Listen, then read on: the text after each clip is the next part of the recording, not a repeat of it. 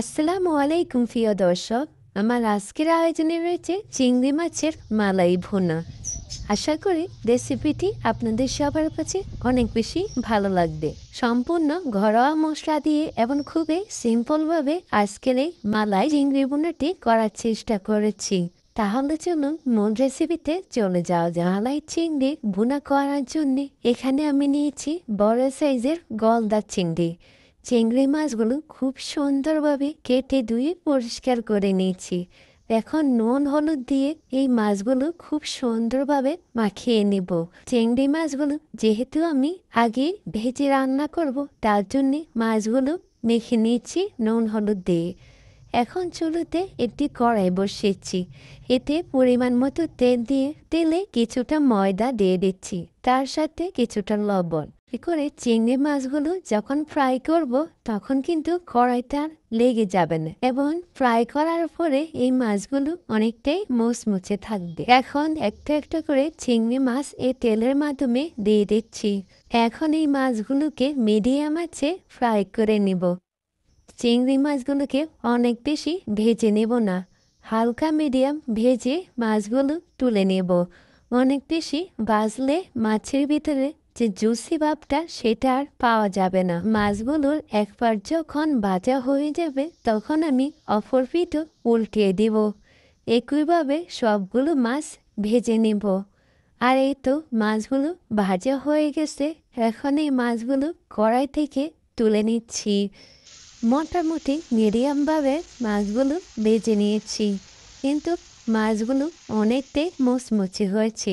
একই প্যানে আমি 3 টেবিল চামচ তেল দিয়ে দিচ্ছি। তেলটা যখন হালকা গরম হয়ে আসবে তখন এতে দিয়ে দিচ্ছি একটা বড় সাইজের পেঁয়াজ কুচি। এখন এই তেলের সাথে পেঁয়াজটাকে কিছুক্ষণ ভেজে নিব। পেঁয়াজটা যখন নরম হয়ে আসবে তখন এতে দিয়ে দিচ্ছি চা চামচ রসুন পেস্ট, 1 চা চামচ আদা পেস্ট, 1 চা চামচ জিরা গুঁড়ো, 1 চা চামচ হলুদ গুঁড়ো, 1 চা চামচ শুকনো মরিচের গুঁড়ো, মতো লবণ, 1/2 চা চামচ গরম মশলা গুঁড়ো। এখন এই সব কিছুকে একসাথে তেলের সাথে কিছুক্ষণ কষিয়ে নেব। মশলাটা যেন পুড়ে না যায়, আর তার জন্য এখানে আমি সামান্য পানি দিয়ে দিচ্ছি। পানিটা দিয়ে এখন মশলার সাথে আবারও একটু নেড়ে মিশিয়ে নিচ্ছি। এখন এই মশলাটা খানিকক্ষণ কষিয়ে নেব। মশলাটা থেকে যখন তেলটা উপরে বেশি আসবে তখন বোঝা যাবে মশলাটা কষানো হয়েছে। এখন এতে দিয়ে দিচ্ছি একটি টমেটো কুচি, তার সাথে দিয়ে দিচ্ছি কাঁচামরিচ ফালি করা। এখন এই সব কিছুকে আবারও নেড়ে চেড়ে দিচ্ছি। দেখে এই মালাই চিংড়ি ভুনাটাতে টমেটোটা ইউজ করে না, আমি এখানে টমেটোটা ইউজ করলাম, আপনারা চাইলে স্কিপ করতে পারেন।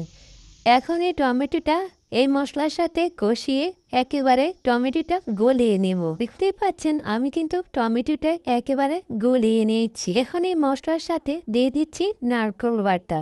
এখানে 1/2 কাপ নারকেল বাটা দিয়েছি, আপনারা চাইলে কম বেশি দিতে পারেন।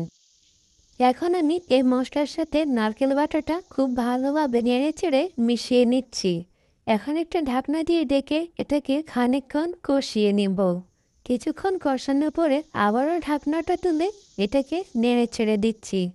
আর এই পর্যায়ে মশলার সাথে নারকেল বাটাটা খুব ভালোভাবে কষানো হয়ে গেছে।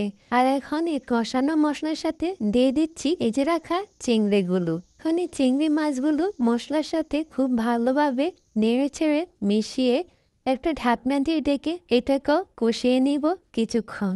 প্রায় 5 মিনিটের মতো এটাকে কষিয়ে নিয়েছি। এখন এটাকে আবারও নেড়ে ছেড়ে দিচ্ছি। আর এই পর্যায়ে এতে দিয়ে দিচ্ছি পানি। এখানে আমি সামান্য পানি দিয়ে দেব, যেহেতু আমি এই মাছটাকে ভুনা করব, তাই এখানে পানির পরিমাণটা কমে দিচ্ছি। এখানে প্রায় 1.5 কাপের মতো পানি ইউজ করেছি। পানিটা দিয়েও আবার এটাকে নেড়ে ছেড়ে একটা ঢাকনা দিয়ে ঢেকে এটাকে 10 মিনিট ধরে রান্না করে নেব। এটাকে ঢাকা দিয়ে রান্না করে নিচ্ছি। 10 মিনিট পরে আবারও ঢাকনাটা তুলে এটাকে নেড়ে ছেড়ে দিচ্ছি। আর এই পর্যায়ে এটা থেকে অনেকটাই জল শুকিয়ে গেছে। এই পর্যায়ে আবার এটাকে নেড়ে ছেড়ে দিচ্ছি এবং এটা থেকে আরও কিছুটা জল শুকিয়ে নেব। চুলো থেকে নামানোর আগে এখানে দিয়ে দিচ্ছি 3-4টে গোটা কাঁচামরিচ। কাঁচামরিচটা দিলে এর থেকে খুব ভালো একটা ফ্লেভার চিংড়ি ভুনাতে পাওয়া যাবে। শেষে দিয়ে দিচ্ছি এখানে কিছু বিলেতি ধনিয়া পাতা। চিংড়ি ভুনাটা চুলো থেকে নামানোর আগে এখানে দিয়ে দিচ্ছি 1/2 চা চামচ ধনিয়া গুঁড়ো। এখন আবারও সব কিছুকে হালকাভাবে নেড়েচেড়ে মিক্স করে নিচ্ছি। এখন সামান্য কিছুক্ষণ রান্না করে নেওয়ার জন্য এটাকে আবারও ঢাকা দিয়ে দিচ্ছি। আর প্রায় 5 মিনিট পরে ঢাকাটা তুলে আবার এটাকে নেড়েচেড়ে দিচ্ছি। আর এই পর্যায়ে ঝোলটা একেবারে মাখা মাখা হয়ে গেছে। আর এই তো রান্নাটা কমপ্লিট হয়ে গেছে। এখন আমি এটাকে চুলো থেকে নামিয়ে নিচ্ছি। চুলো থেকে নামিয়ে আমি একটি প্লেটে এটাকে সাজিয়ে নিয়েছি।